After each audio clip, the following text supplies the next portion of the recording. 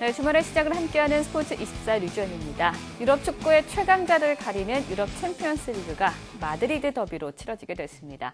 먼저 결승행을 결정지은 것은 레알 마드리드였는데요. 그리고 그 다음 날 질 수 없다는 듯이 아틀레티코 마드리드도 결승행을 확정지었습니다. 이로써 유럽 챔스 최초로 같은 연고지 팀 간의 결승전 성사됐죠. 어떤 결과가 나오든 마드리드는 우승과 울음이 동시에 터져 나오겠는데요. 역사적인 마드리드 더비의 탄생기, 지난 빅매치 하이라이트로 만나보시죠. 아틀레티코 마드리드가 첼시를 꺾고 40년 만에 유럽 챔피언스리그 결승에 올랐습니다. 전반 36분, 첼시의 토레스가 선제골을 터뜨렸습니다. 토레스는 세리머니를 아끼며 친정팀의 예의를 차렸습니다. 8분 뒤 승부는 원점이 됐습니다. 아틀레티코 마드리드의 아드리안 로페즈가 골로 연결합니다. 아틀레티코 마드리드는 후반 14분, 파울을 얻어내 역전 기회를 맞았습니다. 코스타가 백전 노장 샤뮤엘 에토오에게 파울을 얻어내더니 페널티 킥으로까지 나서 과감하게 골을 얻어냈습니다. 다급해진 첼시는 이후 수차례 득점 기회를 맞았지만 골키퍼의 선방에 번번이 막히고 말았습니다. 아틀레티코 마드리드는 후반 27분 아르다 투란이 오른발 슈팅으로 쐐기골까지 터뜨렸습니다. 이로써 아틀레티코 마드리드는 첼시의 3대1 완승을 거두며 유럽 챔피언스 리그 결승에 진출했고 리그에서도 선두를 달려 올 시즌 더블을 노릴 수 있게 됐습니다. 레알 마드리드도 바이에른 뮌헨을 꺾고 결승전에 하루 먼저 올라갔습니다. 전반 16분 레알 마드리드가 앞서 나가기 시작했습니다. 오른쪽에서 올린 코너킥을 라모스가 머리로 마무리한 것입니다. 라모스는 4분 뒤 또 한 번 머리로 골망을 흔들었습니다. 레알 마드리드의 진격은 계속됐습니다. 34분, 호날두가 챔스 15호 골을 넣으며 메시와 타이 기록을 경신합니다. 디펜딩 챔피언 바이에른 뮌헨의 반격은 번번이 실패해 홈팬들과 가르디올라 감독의 자존심을 구겼습니다. 경기 종료 직전 호날두가 프리킥까지 성공하며 호날두는 최다골 수를 올렸고 레알 마드리드는 결승에 올랐습니다. 12년 만에 챔피언스리그 결승에 오른 레알 마드리드는 오는 25일 아틀레티코 마드리드와 결승전을 갖습니다.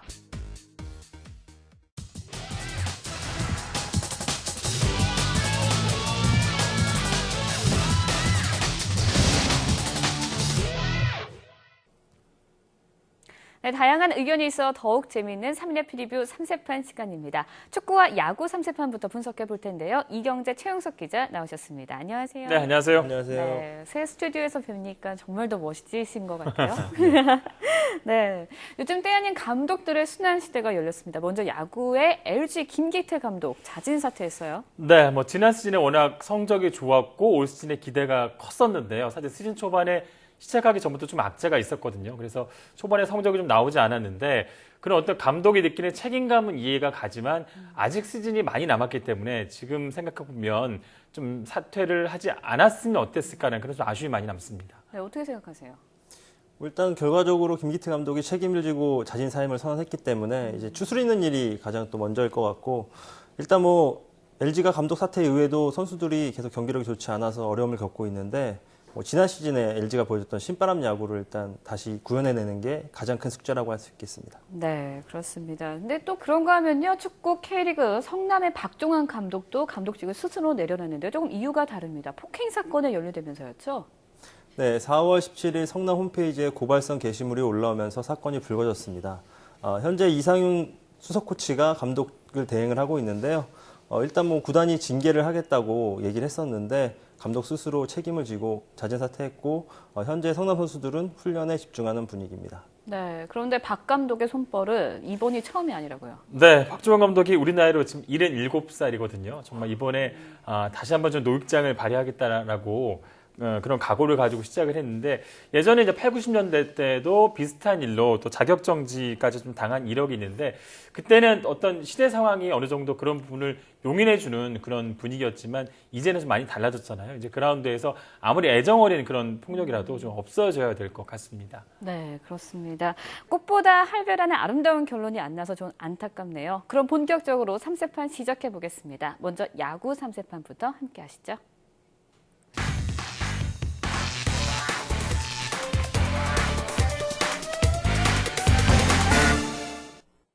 먼저 NC와 삼성의 경기부터 살펴볼 텐데요. 지난 시즌까지만 해도 삼성과 NC 한마디로 비교가 안 되던 팀인데 네. 야구 세옹지마라고 해야 하나요? 두 팀의 입장 이제 모두 달라졌어요. 네, 이제 뭐 초반 돌풍의 핵인 NC부터 좀 살펴볼 텐데요. 넥센의 반 경기 차고 6할이 넘는 승률로 지금 2위를 달리고 있습니다. 올 시즌에 뭐 공격과 수비 그리고 주루까지 아주 탄탄한 팀으로 새롭게 태어났다고 볼 수가 있습니다. 지난 시즌 4월 성적이 승률이 2할이 안 됐거든요. 1할 9푼이었는데 뭐 3점 벽해라고 볼 수가 있겠죠. 전체적으로 보면 두산 시절 김경문 감독이 추구했던 그런 믿음의 야구 그리고 지키는 야구가 다시 한번 이제 꽃을 피웠다고 볼 수가 있는데요. 팀 방어율이 1위를 달리고 있고 여기에 7회까지 앞서던 상황에서는 한 번도 지금까지 패하지 않고 있습니다. 여기에는 그동안 무명의 서름을 이겨낸 홍성용과 원종현 선수의 역할이 크다고 볼 수 있는 이 선수들이 필승조로 나가면서 잘 경기를 지켜주고 있고 또 새로운 마무리 김진성도 벌써 6세이브째를 올리면서 뒷문을 든든하게 잠궈주고 있습니다. 네. 팀 홈런이 2위고 팀 도루가 1위입니다. 팀이 여러 가지 측면에서 강팀의 면모를 갖춰가고 있기 때문에 일단 NC의 돌풍은 쉽게 사그라들 것 같지 않습니다. 특히 선발로 나서 에릭 선수가 지난 27일 두산전에서 6이닝 동안 무실점으로 좋은 투구를 했기 때문에 삼성과도 대등하게 맞설 것으로 보입니다. 네. 삼성은 역시 뭐 강팀이죠. 초반에 부진하다가 최근 10경기에서 7승 3패를 하면서 상위권 도약의 준비를 마쳤습니다. 조금 불안하게 느껴졌던 불펜에선 임창용 선수가 들어와서 좀 안정감을 좀 갖춰가고 있고요. 타선에서는 역시 뭐 박성민과 최영우, 최태인, 이승엽 등 이 중심 타자들이 이름값을 맞는 활약을 펼치고 있습니다.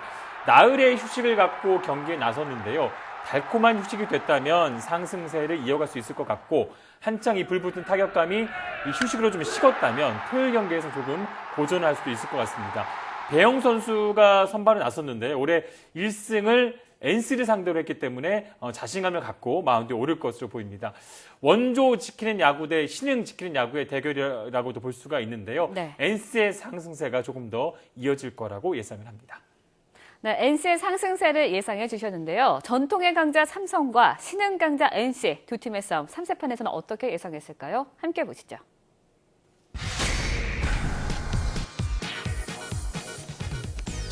네, 이경재 기자는 이제는 NC는 지키는 야구의 새 이름이라며 NC를 축혀 세워줬고요. 안승호, 이원만 기자 모두 삼성의 휴식을 언급했지만 결과는 정반대로 나왔습니다.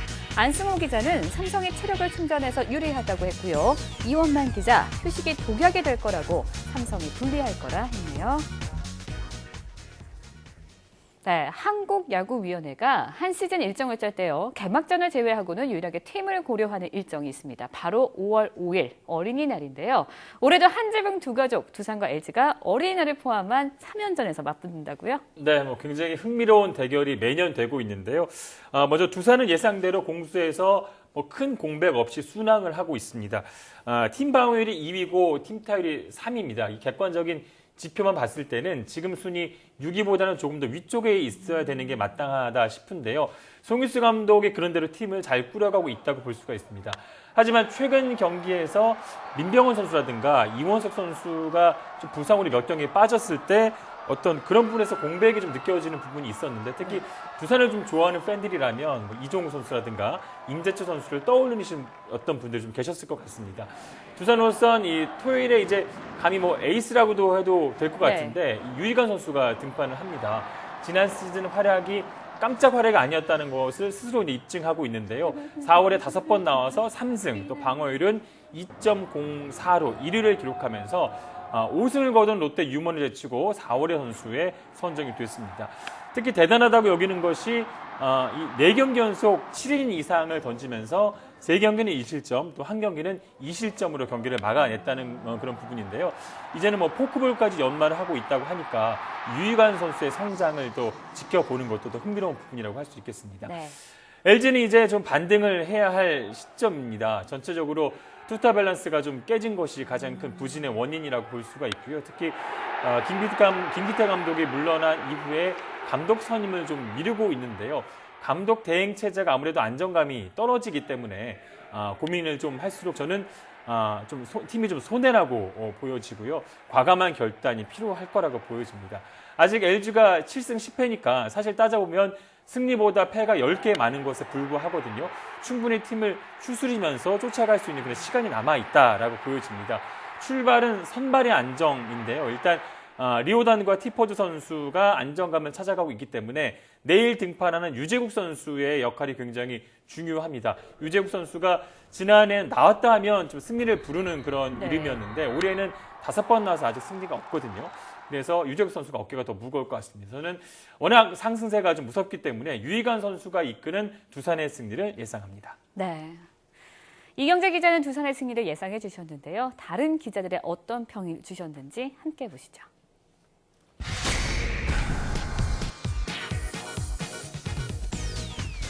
네, 두산의 승리에 몰표가 나왔습니다. 이경재 기자, 4월의 MVP죠. 유희관이 5월에도 파이팅할 거라며 안승호 기자, 잠실벌 연휴 매치가 기다려진다는 한줄평을 남겨주셨습니다. 이원만 기자, 공 5개를 걸면서요. 리더일은 LG는 소득이 없다라며 딱 잘라 두산의 승리를 예측해 주셨네요. 목요일이었죠. SK와 기아의 경기 안 짚고 넘어갈 수가 없는데요. 야구 경기인데 핸드볼 스코어가 나왔어요. 네. 20대 1로 SK가 정말 무너졌는데 두 분은 이 경기 어떻게 보셨나요? 뭐 올해 이런 경기가 몇 경기째 나오고 있어요. 하지만 결론적으로 말씀드리면 이런 경기 좀 질적인 하락을 불러오기 때문에 없어져야 할 것으로 보이고요. 네. SK가 8개 실책을 기록하면서 한 경기 팀 최다 실책을 기록했고 또 여기에 또 편승을 해서 기아는 해태 시절을 해태에서 이름을 바꾼 이후에 가장 많은 득점을 올렸는데요. 다시 한번 말씀을 드리자면 이런 경기를 좀 없어져야 하겠다. 네. 네. 어떻게 보셨어요? 이날 경기 뭐 스코어도 스코어지만 재미난 일이 많았습니다.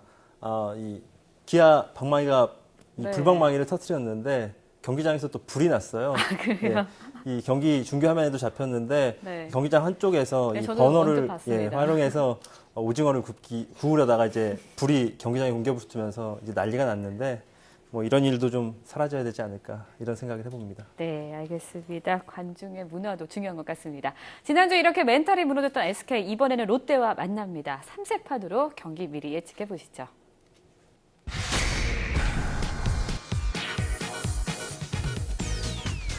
네, 3명의 기자 모두 롯데의 승리에 뜻을 모았습니다. 이경재 기자, 롯데의 뚜렷한 상승세를 이유로요. 안승호 기자, 부산 갈매기의 패기를 언급해 주셨고요.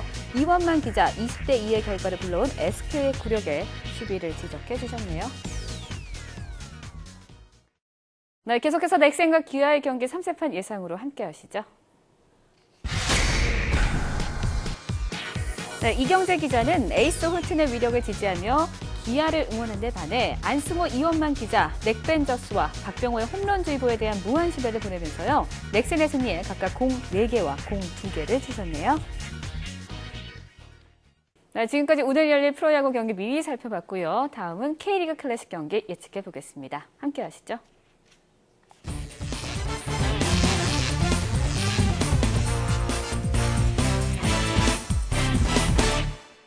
네, 정규리그 6위 수원, 2위 전북을 만납니다. 수원으로선 선두권으로 도약하기 위해 반드시 이겨야 하는 경기인데요. 경기 어떻게 예측하시나요? 네, 먼저 홈팀 수원은 지난달 홈구장에서 열린 FC 서울과의 라이벌전 경기에서 0대1로 패했습니다.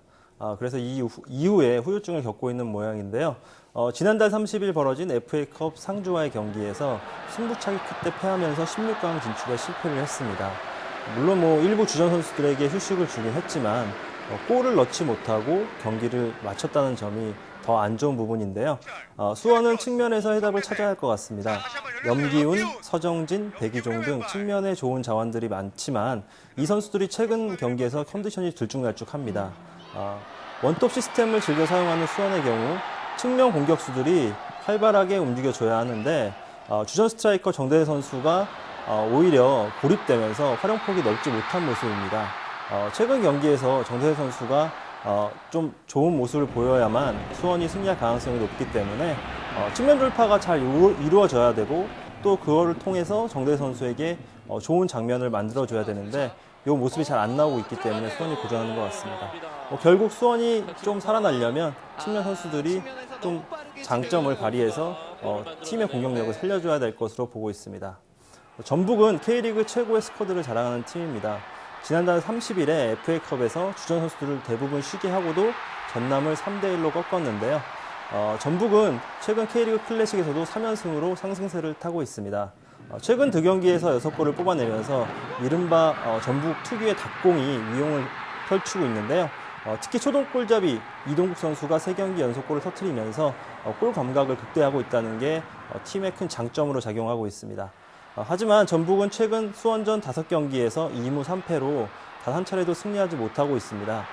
전북은 이번 수원전에서 반드시 승리를 해야만 이 징크스가 장기화되는 것을 막을 수 있을 것으로 보고 있습니다. 전북의 닭공이 수원의 수비 라인을 뚫느냐가 이 승부의 관건이 될 것으로 보이는데요. 수원은 라이벌 서울에게 패한 후유증을 겪고 있는 데다가 반대로 전북은 공격이 상승세를 타면서 팀도 좋은 성적을 올리고 있기 때문에 전북에 승리할 가능성이 높다고 한 표를 주겠습니다. 네, 최용석 기자는 전북의 승리를 예측해 주셨는데요. 수원과 전북의 경기 3인의 프리뷰 전체 의견으로 함께 하시죠.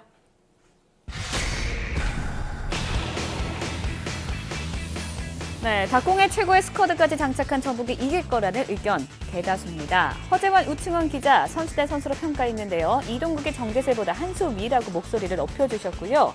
최영석 기자, 라이벌전 후유증으로 수원이 이번에도 이기기 힘들 거라는 예측해 주셨네요. 네, 최근 4승의 피로 순위를 끌어올린 제주, 1위에서 5위로 밀려난 울산 서로 맞붙습니다. 경기 어떻게 예측하세요? 네, 먼저 울산 시즌 초반만 해도 사실 이 공격력이 참 좋아서 강력한 우승 후보가 아니냐 이런 얘기가 있었는데 4월 들어서 갑작스럽게 골가무에 빠졌습니다. 4월에 치른 5경기에서 3골을 뽑았는데 그쳤고요. 팀의 간판 스트라이커 김신욱 선수의 부진이 매우 뼈아픕니다. 김신욱은 4월 5경기에서 한 골도 넣지 못하면서 득점 랭킹에서도 밀려났고 또 최근 경기에서는 PK까지 얻어냈지만 이마저도 실패를 하면서 골 결정력에 문제점을 드러내고 있는데요. 그뿐만 아니라 계속 골이 안 터지면서 선수가 심리적으로도 힘들어하는 상황을 맞고 있습니다. 이렇게 팀이 어려울 때 스타 선수들이 제 몫을 해줘야 하는데요. 김신욱이 깨어나야지만 울산도 다시 선두권으로 치고 올라갈 것으로 보고 있습니다. 반면 제주는 시즌 초반에 부진해서 완전히 탈출한 모습입니다. 미드필더에서 윤빛가람 선수가 제 몫을 해주면서 팀도 상승세를 타고 있는데요. 윤빛가람 선수 한때 대표팀의 핵심 멤버로까지 활약을 했었습니다.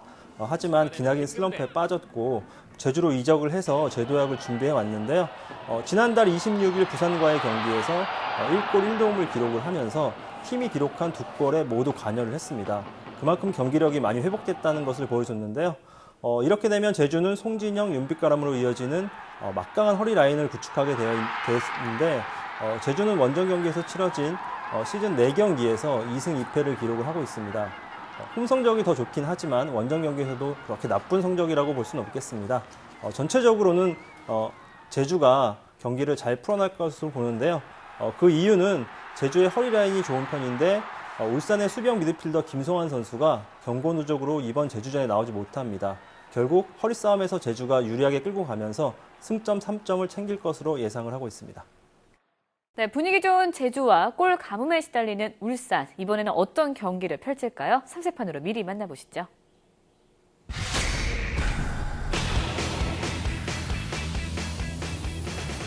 네, 앞서 말한 것처럼 최용석 기자, 호랑이 군단 울산이 골 침묵을 할 거라며 제주의 손을 들어주셨습니다. 또 허재원 기자는 공수 모두 탄탄한 울산을, 우층원 기자는 진적의 거인으로 불리는 김신욱 선수에게 일어나라라는 응원의 말로 울산의 승리를 예견해 주셨네요. 네, 요즘 김신욱 선수, 진적의 거인이라는 별명이 무색할 만큼 진적을 거짓 못하고 있습니다. 두 분께서 만약에 조언을 해주신다면 어떤 말씀 해주실까요? 네, 이경재 기자부터 먼저 잠깐 해주시죠. 쉬고 있지만 지난 시즌에 많이 진격을 했잖아요. 네. 이제 김신욱 선수에게는 지금 K리그 클래식도 굉장히 중요하지만 월드컵이라는 더 큰 무대가 남아있기 때문에 아마 월드컵에서 진격을 할 거라고 예상을 합니다. 네, 알겠습니다. 어떻게? 뭐 저도 이경재 기자와 비슷한 생각인데요. 아무래도 K리그 클래식 경기를 치르면서 월드컵 이 엔트리 발탁 여부까지 신경을 써야 되기 때문에 김승 선수가 여러모로 힘든 것 같은데 그런 생각을 잠시 내려놓는다면 반전의 기회를 잡을 수 있을 것이라고 예상을 합니다. 네, 마음 편하게 경기해 주셨으면 좋겠네요. 이번에는 하위권에 머물러 있는 두 팀의 경기입니다. 최하위 인천과 10위 서울의 경기인데요. 하지만 최근 분위기 극과 극이라고 합니다. 어떻게 경기 예측하세요? 네, 서울은 AFC 챔피언스 리그, FA컵 그리고 K리그 클래식 최근 3경기에서 3연승을 내달리고 있습니다. 흥미로운 점은 인천과 서울이 3일 만에 다시 리턴 매치를 갖는다는 점인데요. 바로 지난달 30일 FA컵 32강전에서 맞붙었습니다. 두 팀이 1.5군을 나란히 내세웠는데요. 결과는 연장전까지 가는 접전 끝에 서울이 3대2로 승리를 했습니다. 컵대회와 달리 K리그 클래식에서는 두 팀이 베스트 멤버를 풀 가동할 것으로 보여지는데요. 문제는 역시 골입니다. 인천은 역대 K리그 통산 최다인 9경기 연속 무득점의 부진에 빠져 있습니다. 그리고 서울은 대안이 빠져나간 공백을 효과적으로 메우지 못하면서 공격력이 지난 시즌에 비해 크게 하락한 모습인데요. 이 이른바 부자가 망해도 3년은 간다는 얘기가 있는데 서울은 4월 말부터 조금씩 나아지는 모습을 보여주고 있습니다. 선수 개개인의 능력을 비교해도 서울이 다소 앞서기 때문에 서울의 승리를 예상합니다. 네, 골 가뭄으로 답답한 봄을 보내고 있는 인천과 서울의 경기. 오늘은 골 가뭄이 해결될까요? 삼세판 의견으로 함께 보시죠.